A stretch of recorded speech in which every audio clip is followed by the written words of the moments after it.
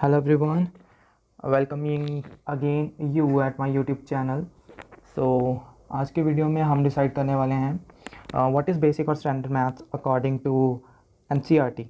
दोनों में क्या डिफरेंस है, कौन सी बुक्स से हमें पढ़ना चाहिए दैट कि हमारा स्कोर अच्छा हो। क्योंकि जनरली जो थिंकिंग बनी हुई है बेसिक की, बच्चों को ये लगता है कि बेसिक का पेपर एनसीईआरटी में से आएगा और स्टैंडर्ड का जो पेपर है that will be the out of the NCERT, but that is not necessary. Standard का भी एनसीईआरटी में से आ सकता है और बेसिक का भी आउट ऑफ एनसीईआरटी हो सकता है, क्योंकि जो 2020 लास्ट हुआ है उसमें काफ़ी कुछ क्लियर हो गया है। तो विदाउट वेस्टिंग द टाइम मैं आपको जो एनसीईआरटी के द्वारा ही आपका क्वेश्चन पेपर डिज़ाइन का जो आपका दिया है सिलेबस में वो दिखाता हूँ कि क्या क्वेश्चन पेपर डिज़ाइन किया उन्होंने। तो इसमें उन्होंने 4 तरह के क्वेश्चंस की टाइपोलॉजी बनाई है। देखो, फर्स्ट इज़ रिमेंबरिंग। रिमेंबरिंग में क्या है, it exhibit memory of previously learn material, जो आपने पिछली क्लासेस में या जो आपको जनरली आता है, like what is the area, आपको रेडियस दे देंगे, हाइट दे देंगे और बोलेंगे इसका सी एस से निकालो सिलेंडर का या टी एस से निकालो। कुछ भी ऐसी चीज़ें जो आपको ऐसे ही याद हैं उन्हें रिमेंबरिंग बोलते हैं। ठीक है, वो रिमेंबरिंग टाइप के क्वेश्चन होते हैं, मतलब बहुत ही ईजी वाले क्वेश्चंस। ठीक है, तो सेकेंड टाइप होती है आपकी अंडरस्टैंडिंग की। अंडरस्टैंडिंग मतलब थोड़ा सा आपको फैक्ट्स को समझना है, इंटरप्रेट करके फिर आपने उसको सॉल्व करना है। थर्ड, आपने अप्लाई करना है, applying solve problems to new situation by applying acquired knowledge. जो आपने नॉलेज गेन कर ली है अब उसको यूज़ करके आपने सम सॉल्व करना है, मतलब ये लेवल थर्ड हो गया। And fourth is the analysing, evaluating और क्रिएटिंग। ठीक है, तो दैट ये आपका फोर्थ लेवल का, ये थोड़ा टफ क्वेश्चन जिनको हम बोल सकते हैं वो हो सकता है। ठीक है, तो ये आपका स्टैंडर्ड का है। जनरली ये देखो, ये जो फर्स्ट रिमेंबरिंग के क्वेश्चन है ये आपके 20 मार्क्स के क्वेश्चन आएंगे। ठीक है, मतलब जो ईजी पोर्शन है level one is the easiest one, then 2 3 4 as a level go higher तो उसका हार्डनेस भी इंक्रीज़ हो जाएगी। ठीक है, तो जो सेकंड है वो 23 मार्क्स का है, जो अंडरस्टैंडिंग लेवल के क्वेश्चन है। और जो लेवल 3 है वो 19 मार्क्स के क्वेश्चंस होंगे। और जो लेवल 4 है, मतलब जो डिफिकल्ट वन है, दैट विल बी 18, मतलब प्रॉब्लम क्रिएट करने वाले जो क्वेश्चंस हैं that will be only of 18 marks. That means 22% of your whole weightage जो आपकी 80% की है, तो उसमें से आपके 18 मार्क्स के जो क्वेश्चन हैं वो आपको औखे आएंगे। अगर बोले तो औखे इतने भी औखे नहीं होंगे, आपको अंडरस्टैंड करके फिर उन्हें सॉल्व करना पड़ेगा, मतलब वो इतनी ईजिली सॉल्व नहीं होंगे अगर बताएं तो। ठीक है, and what about the basic. Basic के बारे में अगर देखें हम, तो that is the typology of the question for basic.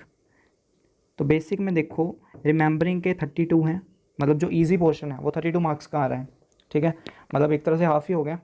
और अंडरस्टैंडिंग 28। अब देखो 80 में से 28 मार्क्स का अंडरस्टैंडिंग का लेवल 2 का, तो इन दोनों ने कितने मार्क्स अगर देख लिए मैंने, 8 और 2 10, 3 2 5 और 60, मतलब 60 मार्क्स का जो आपका पेपर है वो ईजी होगा 80 में से। ठीक है, उसके बाद अप्लाइंग ईजी, मतलब ऐसे नहीं कि आप बिना पढ़े चले जाओ, ईजी मतलब अगर आपने एक बार कर लिया दैट मीन्स आपको नॉलेज होगी इस चीज़ के बारे में।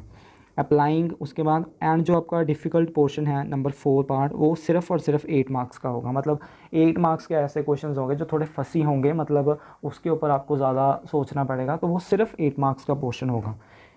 और ये मैंने कंपैरिजन किया है आगे, ये देखो, ये 20 हैं, ये 32। ठीक है, इजी पोर्शन।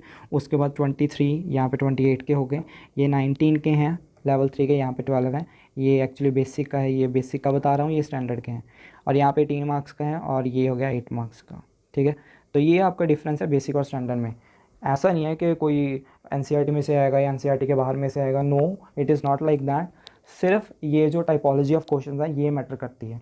ठीक है, एनसीईआरटी में से भी औखे क्वेश्चन उठा के वो स्टैंडर्ड में डाल सकते हैं और बाहर से भी वो इजी क्वेश्चन उठा के बेसिक में डाल सकते हैं। So that is not like कि हाँ जी भाई आपको एनसीईआरटी से बेसिक में आएगा और स्टैंडर्ड का बाहर से आएगा, that is not like that. So I hope it is clear कि बेसिक और स्टैंडर्ड है क्या। अब बाकी चलते हैं बुक्स पे। जो प्रिस्क्राइब्ड बुक्स हैं, जो ये हम सेकंड और सेवन्थ ही देखेंगे, बाकी उन्होंने नाइन्थ की भी बताई हैं। Mathematics text book from NCERT publication, जो आपकी एनसीईआरटी की बुक है वो उन्होंने बोला फॉलो करने को। एंड ये तो लैब मैनुअल है। लास्ट देखो, मैथमेटिक एग्जाम्पलर की बुक, एक एनसीईआरटी एग्जाम्पलर बुक आती है, वो आपको उन्होंने बोली है, प्रिस्क्राइब किया है कि वो करनी है। अगर ये दोनों आप कर लोगे बुक्स, देन आपके 100 आउट ऑफ 100 आने से कोई नहीं रोक सकता। ठीक है, इन्हीं बुक्स को आप बार बार कर लो, also for the basic and standard.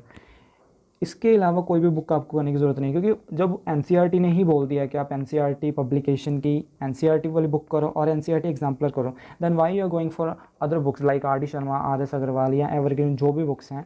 No doubt practice करनी अच्छी है, but for getting good score अगर आपके पास टाइम कम है, आप इतना नहीं दे सकते क्योंकि अपने बाकी सब्जेक्ट्स भी पढ़ने हैं, तो आपको इन दोनों बुक्स के ऊपर ही जाना चाहिए। पहले इनको अच्छे से कर लो, 2 या 3 या 4 जितनी बार मर्जी कर लो, ठीक है, ताकि आपकी इनके ऊपर अगर कंट्रोल अच्छा हो गया, देन आई डोंट थिंक आपको इसके अलावा कोई और बुक करनी चाहिए। अगर आप आरडी कर रहे हो या आर एस अग्रवाल कर रहे हो, that is also well and good. According to me as per the last March 2020 exam जो मैंने क्वेश्चन पेपर मैच किए हैं फॉर बेसिक, मैं सजेस्ट करूँगा एनसीईआरटी बुक तो मस्ट है, वो तो करनी ही करनी है, चाहे 10 20 30 40 जितनी मर्जी बार एनसीईआरटी बुक करो, इतनी बार करो कि आपको स्टेटमेंट्स भी याद हो जाएं, कि बस पहले 2-3 वर्ड्स बोलो और आप फटाफट सम करके दे दो। क्योंकि हमारे टीचर ने हमारे टाइम पे इतनी प्रैक्टिस करवा दी थी हमारी, कि तब तो चलो मैंने पंजाब बोर्ड स्टेट बोर्ड से ही की है, बट हमारी इतनी प्रैक्टिस थी कि टीचर हमें जस्ट पहले 2-3 वर्ड्स ही बोलता था ना, हमें स्टेटमेंट पता लग जाती थी और हम आंसर करके दे देते थे। तो इतनी प्रैक्टिस आपकी होनी चाहिए। प्लस एमसीक्यूज़ जो हैं वो एनसीईआरटी एग्जाम्पलर के कर लो आप, ठीक है। सारी बुक नहीं बोल रहा मैं एनसीईआरटी एग्जाम्पलर के करने को, उसके जस्ट एमसीक्यूज़ कर लो, क्योंकि ये वाली जो एनसीईआरटी है इसमें एमसीक्यूज़ नहीं मिलेंगे, एनसीईआरटी एग्जाम्पलर में एमसीक्यूज़ दिए हुए हैं।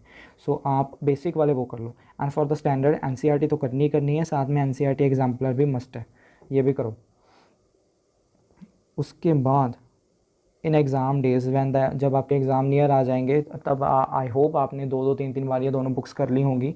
उसके बाद you should solve a sample paper. आप कोई भी एक सैम्पल पेपर ले लेना, चाहे वो ओसवाल का हो, एवरग्रीन का हो, एपीसी हो, कोई भी हो, please solve a sample paper. Sample paper से आपकी ज़्यादा से ज़्यादा प्रैक्टिस होगी and it will boost up your confidence. मान लो उसमें 15 सैम्पल पेपर्स हैं, आपने 15 के 15 सैम्पल पेपर सॉल्व कर लिए, पहले 5 चलो आप हेल्प लेके करो, बाकी 10 अपने आप करने की कोशिश करो। आप पूरा एक टाइम सेट कर लो कि हाँ जी इतने टाइम में मैंने इतने क्वेश्चन करने ही करने हैं। फिर जब आप 15 के प्रैक्टिस के बाद 16वां अपना बोर्ड का एग्ज़ाम देने जाओगे, then that will be nothing for you, क्योंकि आप वो 15 की तैयारी प्लस 2 बुक्स आपने 3-3 4-4 बार करके जाओगे, तो जो बोर्ड का क्वेश्चन पेपर हो आपके लिए कुछ नहीं रह जाएगा। आई होप कि आप कर लो। एंड अभी भी कौन सा मई का मंथ चल रहा है और आप लोगों की स्टडी अच्छी जा रही है। इफ़ अगर आपको कोई भी प्रॉब्लम है देन प्लीज़ मुझे कमेंट्स में बताओ। एंड मैं आपको 10th का मैथ करवा रहा हूँ on my channel, so please subscribe share and like my channel. And एक और वीडियो बनाऊंगा जिसमें हम सिलेबस डिस्कस करेंगे, पासिंग मार्क्स के लिए कौन कौन से चैप्टर करने हैं और टू गेट गुड मार्क्स कौन से टॉपिक्स करने हैं, उसके लिए एक अलग वीडियो बनाऊंगा मैं। Till now goodbye, take care, thank you for watching.